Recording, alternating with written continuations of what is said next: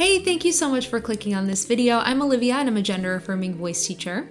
And this video is the third in my series called Building Blocks of Vocal Feminization. So in this series, my goal is to give you a foundation to get started with vocal feminization here at the beginning of the new year.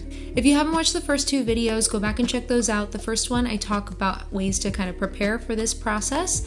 And then in the second video, I talk about resonance. You don't want to miss that one. This video is going to be focused on pitch. So pitch might be the first thing that you think of when you think of vocal feminization, but it isn't everything. It's important to focus on all elements of vocal feminization, including resonance and vocal weight, articulation. All of those things combined create a more feminine perceived voice. So in this video, I'm going to talk about what pitch is, how the vocal mechanism actually works to change pitches. I'm going to talk about pitch and gender perception and what kind of pitch ranges you should be aiming for. And I'm also going to share how you can find your habitual speaking range now so you know where you're starting from. And at the end of the video, I'm going to be giving you a couple pitch exercises that you can use to get started.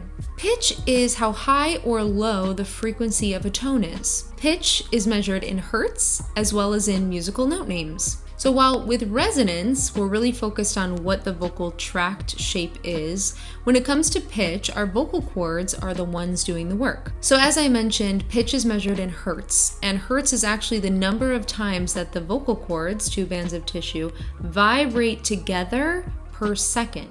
So if my pitch is 200 hertz, that means my vocal cords are vibrating 200 times per second. So depending on the length and the thickness of our vocal cords, our sort of habitual speaking range is going to be different. For people who are assigned male at birth and went through a testosterone puberty, that testosterone lengthens and thickens the vocal cords, and that results in lower pitches. So it's just like if you look at the inside of a piano, all the low notes are going to be longer, thicker strings, and the high notes are going to be shorter, thin strings. So it's much the same with our human vocal cords. Our pitch changes when the length of the vocal folds change. So there are cartilages in the larynx that actually help the vocal cords open up, close, lengthen, and get shorter.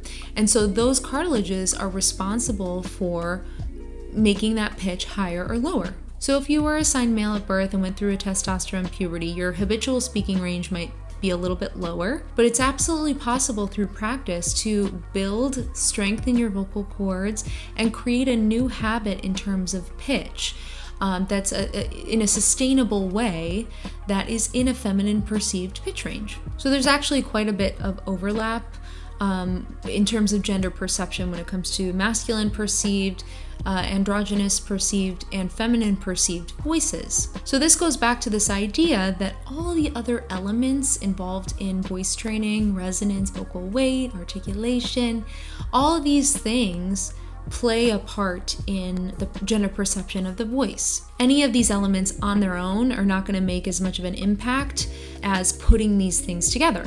So if you're using voice tools, we've got the pink bar and the blue bar there. That 165 hertz or E3 is actually in that white zone or that androgynous zone. So it's important to keep that in mind, that what voice tools says is pink or blue is not always, you take it with a grain of salt. And it's also important to remember that as you work on pitch, higher is not always better or more feminine, because again, we have to think about all those other elements combined. And when I say that 165 hertz is the pitch to shoot for, that doesn't mean that you can't have a feminine perceived voice that's lower than 165 hertz. There are plenty of cis women who have voices that are lower than that, but those other elements of their voices give that feminine quality. It's important to remember that you're finding your voice, so whatever works for you is the right voice for you.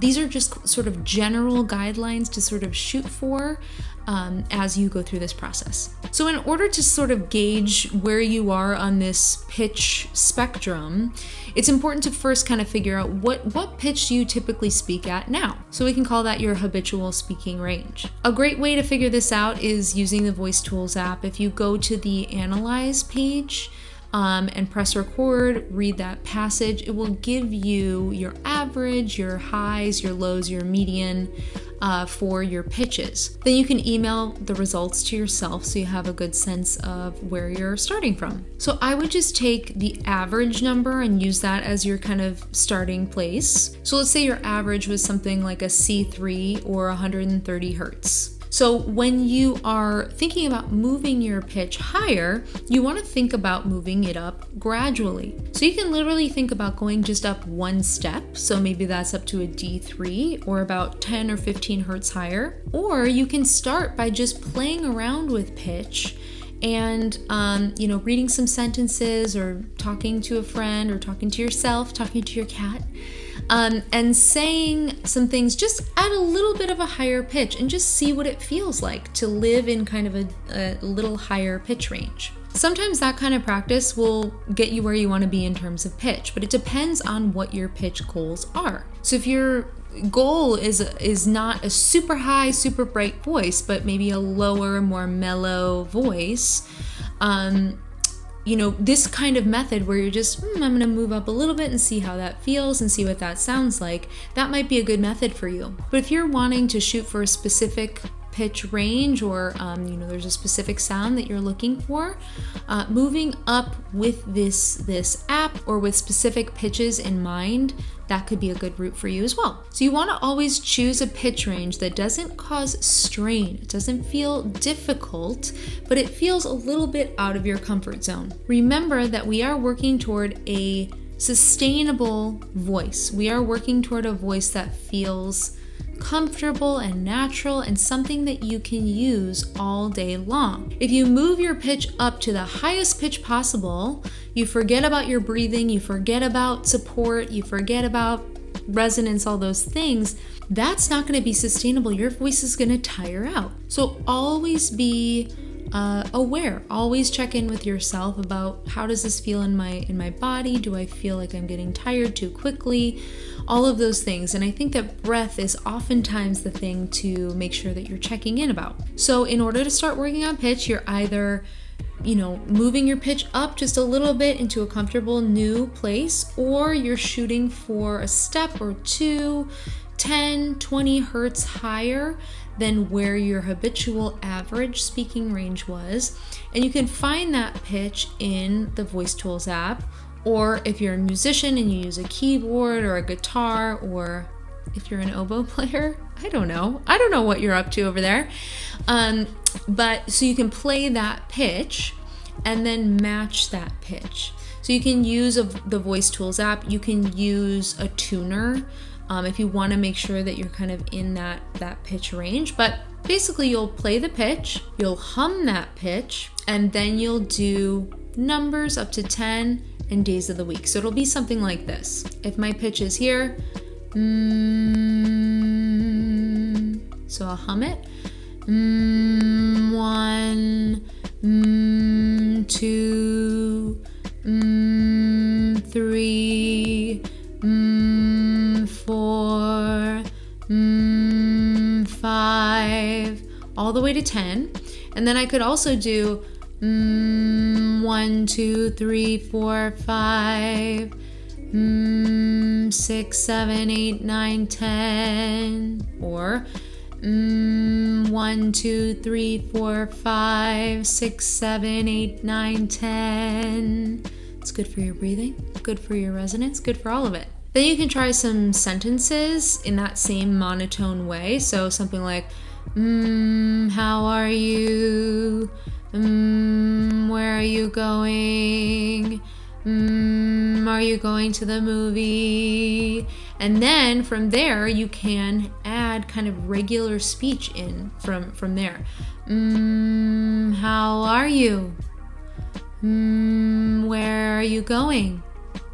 Are you going to the movie? So you hear how it's still like a little robotic. I'm starting, making sure that that first word is on that first pitch, and then going from there. So this is going to help both your body and your mind kind of memorize that new pitch range. With these exercises, you're strengthening your vocal cords, you're using good breath support so that you're living at this new pitch range. So if you're not kind of satisfied with where you are, let's say you moved up to an E3 and that's still, you feel like it's a little low for you, you can move up to an F3. But the most important thing is that you're doing this gradually and not reaching for the highest note that you can possibly go for right away. So remember to be drinking your 64 ounces of water every day, do your vocal warm-ups every day, and I've got a video linked about vocal warm-ups down in the description. Always be aware of your belly breathing and how that supports your pitch change. Change your pitch gradually, and if you feel tense as you're doing these exercises, move around a little bit. Stand up, move your shoulders, give your jaw a massage, anything to kind of relax a little bit as you start working on pitch is going to help you in the long run. Thank you so much for watching this video. I really hope it was helpful and that you're kind of feeling prepped to work on pitch over there. If you're interested in trying a one-on-one consultation with me or trying a group class, go ahead down into the description and you'll find a link to my website. And don't forget to follow along with my 2-minute vocal feminization challenge all throughout this month of January. So if you haven't gotten your free practice tracker, there's also a link down in the description to get your free tracker. Thank you again for watching, and I'll see you in the next video.